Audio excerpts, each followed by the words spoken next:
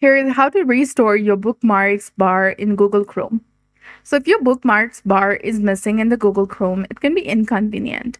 You might see the star icon in the right of your website address, but the bar itself is hidden. This guide will show you how to fix this. The most likely reason the bookmarks bar is missing is that it has been turned off. So here is how to turn it back on.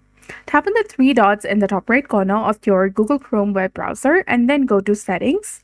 From the Settings menu, on the left side of Settings, click on Appearance, which is between the option of Performance and Search Engine.